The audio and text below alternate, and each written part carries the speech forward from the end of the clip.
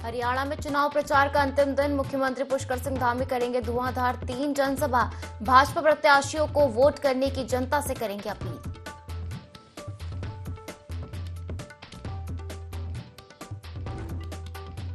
उत्तराखंड में सख्त भू कानून की मांग के बीच कांग्रेस का हल्ला बोल। कांग्रेस प्रदेश अध्यक्ष करण माहरा ने मुख्यमंत्री पुष्कर सिंह धामी को लिखा पत्र। रजिस्ट्री पर तुरंत रोक लगाने की मांग।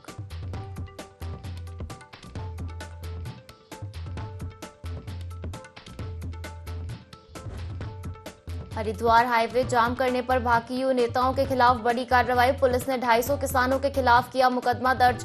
डीएम को ज्ञापन देने पर अड़े थे प्रदर्शनकारी।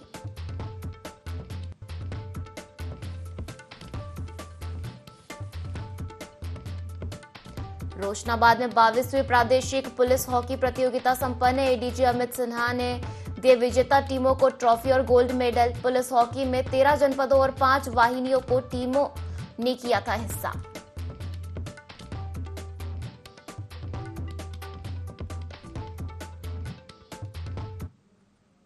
नमस्कार, बहुत स्वागत है आपका। देवभूमि लाइव देख रहे हैं आप और मैं हूं आपके साथ पायल। बुलेटिन की शुरुआत करेंगे देहरादून से आ रही बड़ी खबर के साथ, जहां हरियाणा में चुनाव प्रचार का आज अंतिम दिन है। तो मुख्यमंत्री पुष्कर सिंह धामी धुआंधार 3 जनसभा करेंगे। भाजपा प्रत्याशी के समर्थन में जनसभा करेंगे। बता दें कि जनता से भाजपा प्रत्याशियों को वोट देने की अपील सीएम धामी करेंगे।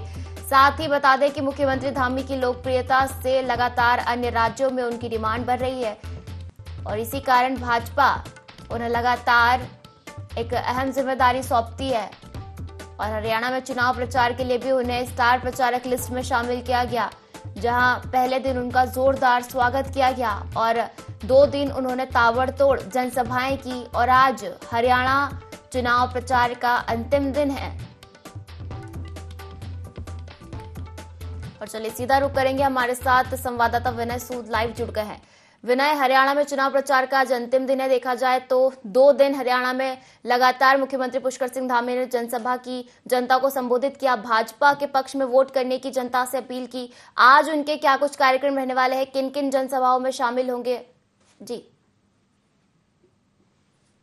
जी बिल्कुल, देखिए आपको बता दें पायल कि जिस तरह से हरियाणा में अब चुनाव होने जा रहे हैं तो उसको लेकर के मुख्यमंत्री पुष्कर सिंह धामी को भाजपा आला कमान ने एक बड़ी जिम्मेदारी जो है इस दौरान दी हुई है। इसको लेकर के मुख्यमंत्री पुष्कर सिंह धामी चुनाव प्रचार करते हुए नजर आ रहे हैं। प्रत्याशियों के साथ लगातार जो जनसभाएं हैं वो इस दौरान की जा रही हैं। तो देखा जा सकता है कि मुख्यमंत्री जिस तरह से लगातार जनसभाएं इस दौरान हरियाणा में कर रहे हैं, बड़ी संख्या में जो लोग हैं वो उनको सुनने के लिए पहुंच रहे हैं, क्योंकि युवा मुख्यमंत्री है। युवा मुख्यमंत्री के जो विचार हैं उनको सुनने के लिए लगातार जिस तरह से बड़ी संख्या में जो लोग हैं वो पहुंच रहे हैं। तो ऐसे में यहाँ पर जो मुख्यमंत्री हैं वो जिस तरह से लगातार यहाँ पर प्रचार प्रसार करते हुए नजर आ रहे हैं, तो काफी महत्वपूर्ण जो है इसको माना जा रहा है। क्योंकि आपको ये भी बता दें कि इससे पहले जम्मू कश्मीर में भी जो है सीएम धामी प्रचार प्रसार कर चुके हैं। इसके बाद अब हरियाणा में जिस तरह से चुनाव प्रचार करते हुए सीएम धामी नजर आ रहे हैं, साथ ही जो प्रत्याशी हैं प्रत्याशियों के साथ जिस तरह से चुनाव प्रचार कर रहे हैं, तो ऐसे में जो बड़ी संख्या में लोग जनसभाओं में पहुंच रहे हैं, तो वो भी काफी महत्वपूर्ण जो है इस दौरान माना जा रहा है। साथ ही साथ आपको ये भी बताना चाहूंगा पायल कि इससे पहले जब लोकसभा के चुनाव हुए थे तो उसमें भी मुख्यमंत्री पुष्कर सिंह धामी को जिस तरह से अन्य राज्यों से डिमांड आई थी उनकी कि वो चुनाव प्रचार में जो है शामिल होंगे। तो ऐसे में एक बड़ा फायदा जो है लोकसभा चुनाव के दौरान भी देखने को मिला था भाजपा के प्रत्याशियों के लिए। तो ऐसे में अब जो हरियाणा में चुनाव होंगे उसको लेकर के जिस तरह से भाजपा आला कमान ने एक बड़ी जिम्मेदारी सीएम धामी को दी है, तो काफी अच्छा जो रिजल्ट है वो भाजपा के पक्ष में इस दौरान देखने को मिलेगा। जी निश्चित तौर पर विनय, मुख्यमंत्री धामी की लोकप्रियता के कारण लगातार अन्य राज्यों में डिमांड बढ़ रही है उनकी। बात कर ली जाए लोकसभा चुनाव की तो 10 राज्यों में ताबड़तोड़ उन्होंने अपने चुनाव प्रचार किया था और साथ ही अगर बात कर ले अभी जम्मू कश्मीर जो विधानसभा चुनाव हो रहे हैं उसको लेकर भी वे लगातार वहां के दौरे कर रहे थे और जनसभा को संबोधित किया। और अगर हरियाणा की बात कर ली जाए तो आज उनका अंतिम दिन है और हरियाणा में चुनाव प्रचार करेंगे। तो विनय, मैं आपसे ये जानना चाहूंगी कि ऐसी कौन सी नीतियां हैं मुख्यमंत्री धामी की ऐसी अच्छी छवि बनने के पीछे की, क्या वजह है, उनकी क्या सख्त नीतियां जिनकी वजह से लोग उनको इतना काफी पसंद कर रहे हैं? जी पायल, बिल्कुल देखिए आपको बता दें कि मुख्यमंत्री पुष्कर सिंह धामी जिस तरह से उत्तराखंड में लगातार विकास कार्यों को लेकर के कार्य करते हुए नजर आते हैं, साथ ही साथ जो कानून की यहाँ पर बात की जाए, जो कानून इस दौरान उत्तराखंड सरकार द्वारा बनाए गए हैं, मुख्यमंत्री पुष्कर सिंह धामी ने जिस तरह से नकल विरोधी कानून हो या फिर दंगा नियंत्रण कानून हो, अब यूसीसी को लेकर के भी जो है यहाँ पर कार्य किया जा रहा है। जल्दी यूसीसी को भी लागू कर दिया जाएगा। तो ऐसे में देखा जा सकता है कि सीएम धामी जो है अपने कार्यों की वजह से अन्य राज्यों में भी जाने जाते हैं, और अन्य राज्यों में जिस तरह से सीएम की यहाँ पर पूछ हो रही है, उनको जो है प्रचार प्रसार के लिए जिस तरह से बुलाया जा रहा है अन्य राज्यों में भी, तो ऐसे में साफ तौर पर देखा जा सकता है कि प्रधानमंत्री नरेंद्र मोदी के किस तरीके से जो है वो चहीते भी रहे हैं। उनकी जो पीठ है वो लगातार यहाँ पर प्रधानमंत्री नरेंद्र मोदी ने जो है सीएम धामी की पीठ भी थपथपाई है उनके कार्यों को लेकर के। तो केंद्र ही नहीं, ये भी कहा जा सकता है कि जो आम लोग जो हैं वो भी यहाँ पर सीएम धामी के कार्यों को सराहते हैं, जिसके बाद अब अन्य जगहों पर जो है सीएम धामी की पूछ हो रही है। उनको चुनाव प्रचार के लिए अन्य राज्यों से भी जो है बुलाया जा रहा है। तो इसको जो है यहाँ पर देखा जा सकता है कि काफी बड़ा फायदा जो है इस दौरान भाजपा प्रत्याशियों को इससे मिलने वाला है। जी जो बिल्कुल विनय, तो कहा जा सकता है कि नकल विरोधी कानून यूसी से लागू करने जैसे कई ऐसी नीतियां हैं जिनको लेकर लोग काफी सराहना करते नजर आए हैं मुख्यमंत्री पुष्कर सिंह धामी की, और इसीलिए उन्हें भाजपा संगठन लगातार बड़ी जिम्मेदारियां सौंपता है। फिलहाल शुक्रिया हमसे जुड़ने के लिए और जानकारी साझा करने के लिए। चलिए आगे बढ़ेंगे और उत्तराखंड में हरिद्वार के रोशनाबाद स्थित वंदना कटारिया हॉकी स्टेडियम में 22वीं प्रादेशिक जनपदीय वाहिनी पुलिस हॉकी प्रतियोगिता का अपर पुलिस महानिदेशक अमित सिन्हा ने आधिकारिक रूप से समापन कर खिलाड़ियों को सम्मानित किया। इस अवसर पर मुख्य अतिथि अपर पुलिस महानिदेशक अमित सिन्हा ने प्रतियोगिता का समापन किया। जानकारी के अनुसार 22वीं प्रादेशिक जनपदीय वाहिनी पुलिस हॉकी प्रतियोगिता हुई। वहीं इस अवसर पर अपर पुलिस महानिदेशक अमित सिन्हा ने जानकारी दी कि इस प्रतियोगिता में प्रदेश के 13 जनपदों और 5 वाहिनियों की टीमों ने हिस्सा लिया। उन्होंने बताया कि यह प्रतियोगिता 4 दिन तक चली है। वहीं इस प्रतियोगिता के माध्यम से उत्तराखंड पुलिस की विशेष खिलाड़ी टीम का चयन किया जाएगा। इस अवसर पर अपर पुलिस महानिदेशक अमित सिन्हा ने उम्मीद जताई है कि इस प्रतियोगिता से उत्तराखंड पुलिस टीम को नई प्रतिभाएं मिलेगी। गेम जैसा कि आपने सुना, ये हमारा नेशनल गेम है और पुलिस में हम प्रयास करते हैं कि हर जनपद और हर वाहिनी की टीम बने। यद्यपि हमारी इस बार पूरी टीम नहीं आ पाई, हमारी 18 टीमों में से सिर्फ 12 टीम आ पाई, लेकिन अच्छी बात है कि सभी टीमों ने बहुत मेहनत की। बहुत टफ कंपटीशन हुआ और फाइनल आपने देखा 4-0 जीते। यद्यपि ये कंपटीशन मैं कहूँगा कि बहुत टफ नहीं था, लेकिन लास्ट मोमेंट तक फाइट चलती रही, जो कि एक स्पोर्ट्समैन स्पिरिट को दिखा। कांग्रेस ने शक्ति अभियान को रिलॉन्च कर दिया है। वहीं यूथ कांग्रेस के प्रदेश अध्यक्ष सुमितर भुल्लर का कहना है कि कांग्रेस ने महिलाओं को बढ़ावा देने के उद्देश्य से इस अभियान को रिलॉन्च किया है, ताकि महिलाओं को भी राजनीति में पूर्ण भागीदारी मिल सके। इसके लिए कांग्रेस शक्ति क्लब का गठन भी प्रत्येक वार्ड में करने जा रही है, जिसमें 5 से 50 महिलाएं जोड़ी जाएगी। कांग्रेस महिला सशक्तिकरण के ऊपर आधी आबादी पूरा हक को लेकर काम कर रही है, जिससे महिलाओं को सशक्त किया जा सके। अभियान जो हमारी पार्टी रीलॉन्च कर रही है, ये कार्यक्रम हमारा 1 साल से चल रहा था, तो इसको रीलॉन्च किया है और परसों 29 तारीख को दिल्ली में आदरणीय राहुल गांधी जी ने इसको रीलॉन्च किया है। और हमारा उद्देश्य है कि हम महिलाओं को, क्योंकि महिलाएं हमारे समाज की आधी आबादी हैं, हम चाहते हैं कि उनको राजनीति में असल हिस्सेदारी मिलनी चाहिए। हम जब असल हिस्सेदारी की बात करते हैं तो हम ये नहीं चाहते कि सशक्त परिवारों की महिलाएं आएँ, वो एक अच्छी बात है, लेकिन हम चाहते हैं कि सशक्त महिलाएं आएँ और जो पूरे समाज का नेतृत्व करे।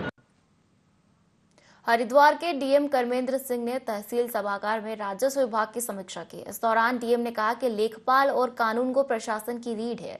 साथ ही कहा कि लेखपाल पैमाइश और जांच पड़ताल का काम पूरी ईमानदारी और निष्पक्षता से करे। नजरिया नक्शा बनाने में किसी भी प्रकार की त्रुटि न हो। उन्होंने कहा कि राजस्व लेखपाल तथा कानूनगो को मूल कार्य आवश्यक आना चाहिए, मूल कार्यों को प्राथमिकता दे और उनके साथ किसी भी प्रकार का समझौता ना करे। साथ ही कहा कि किसी के दबाव या प्रभाव में गलत रिपोर्ट ना दे, जो वास्तविक हो वही रिपोर्टिंग करे। ये तहसील दिवस आयोजित हुआ है और तहसील दिवस में कुल 36 शिकायतें आई हैं आज, और इसमें विभिन्न प्रकृति की शिकायतें हैं। कुछ राजस्व से संबंधित हैं, कुछ पुलिस से संबंधित हैं, कुछ आपसी झगड़े से संबंधित हैं, कुछ जल निगम और जल संस्थान के शिकायतें हैं। तो उन सभी शिकायतों पर जो है सम्यक निस्तारण के निर्देश दिए गए हैं और समय सीमा भी निर्धारित की गई है और सभी अधिकारियों से भी अनुरोध किया गया है कि ससमय उचित निस्तारण करके उसको अवगत कराएं। और एक वृद्ध महिला भी आई थी जिनके बच्चों ने उनके घर से निकाल दिया है, उनके घर पर तत्काल पुलिस भेजी गई है उनके बच्चों से बात करने के लिए, उनको लेके आने के लिए। तो सभी को सम्यक समाधान किया जाए। रुड़की में राजा विजय सिंह गुर्जर, सेनापति कल्याण सिंह गुर्जर और 152 वीर सैनिकों के 200वें बलिदान दिवस पर श्रद्धांजलि कार्यक्रम का आयोजन हुआ, जहां सीएम धामी ने मुख्य अतिथि के रूप में शिरकत कर बलिदानियों को श्रद्धांजलि दी। वहीं इस दौरान कार्यक्रम में पूर्व सीएम रमेश पोखरियाल निशंक भी मौजूद रहे। रुड़की 152 वीर सैनिकों को 200वां बलिदान दिवस मनाया गया और बलिदानों को श्रद्धांजलि दी गई।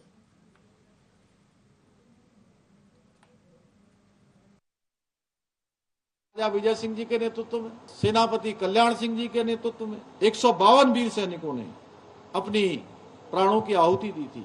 उन वीरों के इस महान बलिदान ने जहां एक और स्वतंत्रता की जो मसाल है उसको प्रज्वलित करने का काम किया और साथ ही आने वाली पीढ़ियों के लिए भी एक आदर्श स्थापित किया। आज का ये दिन हमें याद दिलाता है कि जिस स्वतंत्र भारत में हम सभी सांस ले रहे हैं, उसकी स्वतंत्रता के लिए लाखों करोड़ों ऐसी आत्माओं ने, हुतात्माओं ने अपना सर्वस्व त्याग पर लगाया है, तभी जाकर हम सब आज स्वतंत्र जीवन जी रहे हैं। गांधी जयंती और शास्त्री जयंती के अवसर पर मुख्य सचिव राधा रतूड़ी ने राष्ट्रपिता महात्मा गांधी और पूर्व प्रधानमंत्री लाल बहादुर शास्त्री की फोटो पर माल्यार्पण किया। इस मौके पर भारत खंडे संगीत महाविद्यालय में गांधी जी के प्रिय भजन वैष्णव जन का समवेत गायन किया गया।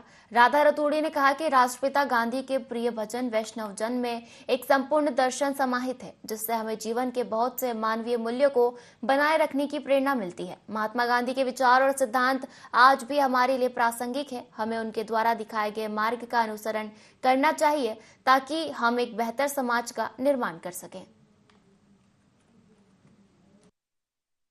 जयंती के अवसर पर यहाँ उपस्थित सचिवालय परिवार के सभी भाइयों और बहनों और भातखंडे संगीत विद्यालय के प्यारे छात्रों, आज हम दो महान नेताओं को यहाँ नमन करते हैं, गांधी जी और शास्त्री जी।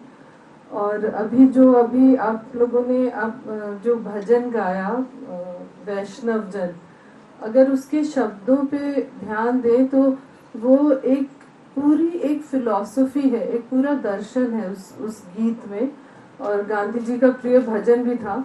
और उससे हम लोग अपने जीवन के लिए बहुत सारे मूल्यों को आत्मसात कर सकते हैं। वैष्णव जन जो तेने कहिए पीड़ पराई जाने रे, जो दूसरे के दुख को समझ सकता है वो है वैष्णव जन। विकासनगर में रामपुर तिराहा कांड की बरसी के मौके पर उत्तराखंड राज्य आंदोलनकारियों और यूकेडी कार्यकर्ताओं ने राज्य निर्माण में अपनी शहादत देने वाले आंदोलनकारियों को अपने श्रद्धा सुमन अर्पित किए। शहर के शहीद स्मारक पर आयोजित इस श्रद्धांजलि सभा में मौजूद लोगों ने राष्ट्रपिता महात्मा गांधी और लाल बहादुर शास्त्री को उनकी जयंती के मौके पर याद किया, जहां कार्यक्रम की अगुवाई कर रहे यूकेडी के वरिष्ठ नेता और उत्तराखंड राज्य आंदोलनकारी सुरेंद्र कुकरेती ने मीडिया से बात करते हुए कहा कि देश की दो दिग्गज पार्टियों और उसके नेताओं ने प्रदेश की जनता को छलने का काम किया है। कहा कि प्रदेश में तेजी से महिला अपराध का ग्राफ बढ़ रहा है और अंकिता भंडारी जैसे मामले सामने आ रहे हैं, जिसको लेकर एक बार फिर से मातृशक्ति को आगे बढ़ाने की जरूरत है। एक तरफ जो है हम राष्ट्रपिता महात्मा गांधी को याद कर रहे हैं, लाल बहादुर शास्त्री को याद कर रहे हैं, और दूसरी तरफ जो है मुलायम सिंह यादव जी रामपुर तिराहे पे जो है हमारी महिलाओं के साथ दुराचार करवा रहे हैं। देखिए, हमें इस चीज़ का फक्र है कि हमारे लोगों ने वहाँ शहादतें दी, हमारे बच्चों ने वहाँ शहादतें दी, लेकिन ये ज़रूर है कि हमारा सिर जो है शर्म से नीचे हो जाता है जब मातृशक्ति के साथ इस तरह का व्यवहार होता है। हमारा जो है राज्य जो बना है हमारा, मैं समझता हूँ कि राज्य बनने में 90% मातृशक्ति का बहुत बड़ा योगदान इसमें रहा है। लेकिन दुख इस बात का है कि जब आज ये राज्य लूट रहा है, जब हमारे बच्चों के साथ दुराचार हो रहा है, अंकिता भंडारी जैसे कांड इस राज्य के अंदर हो रहे हैं, तो वो मातृशक्ति चुप क्यों है ये मैं नहीं समझ पा रहा हूँ। या तो पार्टी विशेष के उसमें फंस गए हैं ये लोग। अरे पहले अपने बच्चों की अस्मिता को बचा लो, अपनी बेटियों की अस्मिता को बचा लो। आज अंकिता भंडारी के साथ हुआ है, कल हमारी बेटियों के साथ भी हो सकता है। डोईवाला के रानी पोखरी क्षेत्र में उत्तराखंड विकास निगम द्वारा उप खनिज निकासी का कार्य शुरू हो चुका है।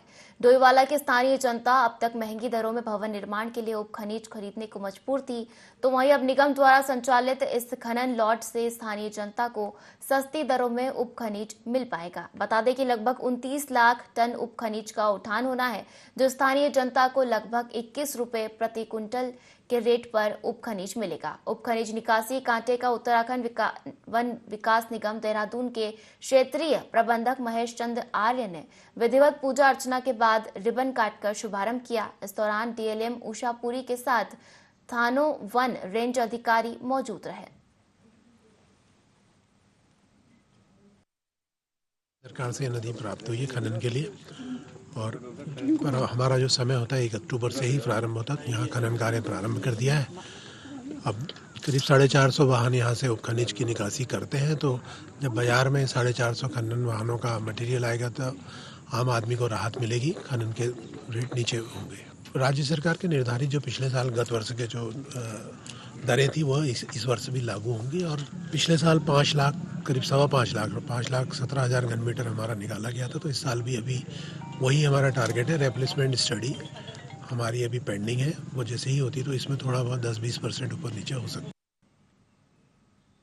जनपद उत्तरकाशी में मां गंगा के मायके मुखवा गांव के पास धराली गांव में भगवान शंकर का प्राचीन मंदिर कल्प केदार है, जिसके बारे में बताया जाता है कि इस मंदिर की स्थापना पांडवों ने की थी। क्या है इस मंदिर की विशेषता, देखिए रिपोर्ट। महाभारत के युद्ध के पश्चात जब पांडवों पर पितृदोष लगा था, तो उसके निवारण करने के लिए वे यहाँ भगवान शंकर की खोज में आए थे। उस समय भगवान शंकर तपस्या में लीन थे और वे पांडवों को दर्शन नहीं देना चाहते थे, इसीलिए वह अदृश्य गुफा से होते हुए बूढ़े व्यक्ति के भेष में बूढ़ा केदार पहुंचे। पांडवों को जब ये पता चला तो वो वहां पहुंच गए। वहां से भी भगवान शंकर अदृश्य रूप में केदारनाथ पहुंचे। फिर पांडवों ने वहां पर दोनों ओर पत्थरों के पहाड़ खड़े कर दिए और भीम पत्थरों के दोनों छोर पर पांव पसार कर बैठ गए। और वहां जो भी जीव जंतु देवता केदारनाथ जाते तो उन्हें भीम की जांघों के बीच से जाना पड़ता था। इससे नाराज होकर भगवान शंकर धरती के अंदर से पशुपतिनाथ पहुंच गए।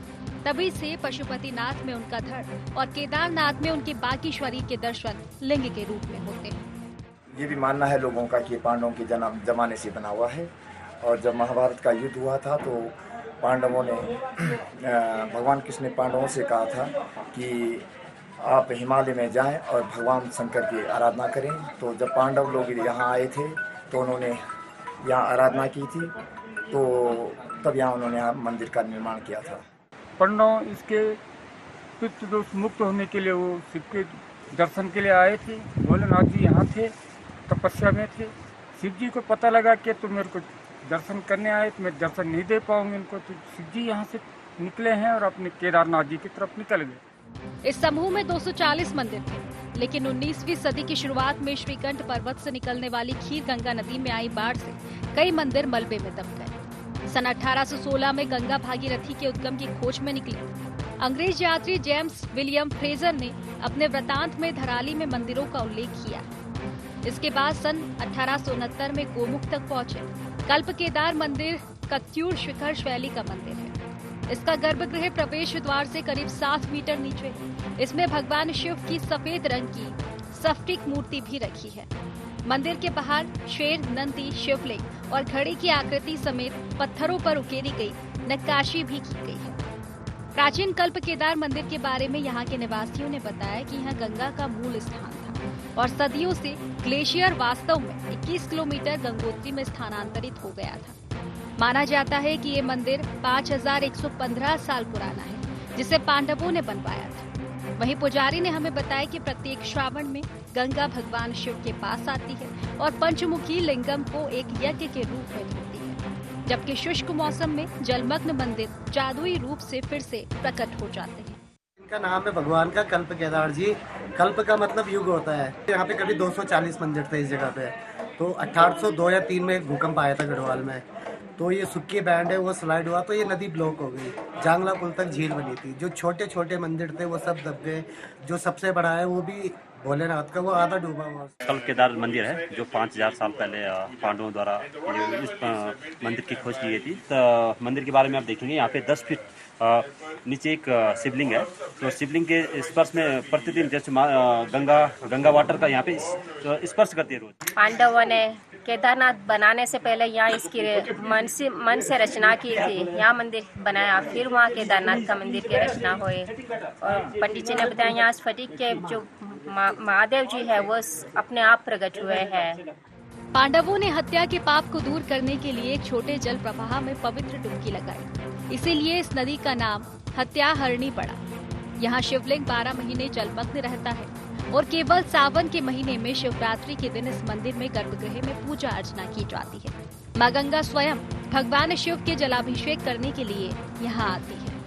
जनपद उत्तरकाशी के आधराली क्षेत्र में, जहाँ पे कि माँ गंगा का उद्गम स्थल गंगोत्री यहाँ से कुछ ही किलोमीटर दूर है। लेकिन आज हम बात कर रहे हैं भगवान कल्प केदार के बारे में, क्योंकि जो ये मंदिर है इसकी स्थापना जो है यहाँ पे पांडवों द्वारा की गई। और जब पांडवों को जो है जब महाभारत का युद्ध हुआ था तो उसके बाद जब उन पे जो है उसका पितृदोष लगा था तो उसके निवारण के लिए जो यहाँ पे आए थे। और यहाँ पे जो मंदिर है उसका जो है उन्होंने जो है फिर उसके बाद पुनर्निर्माण किया था।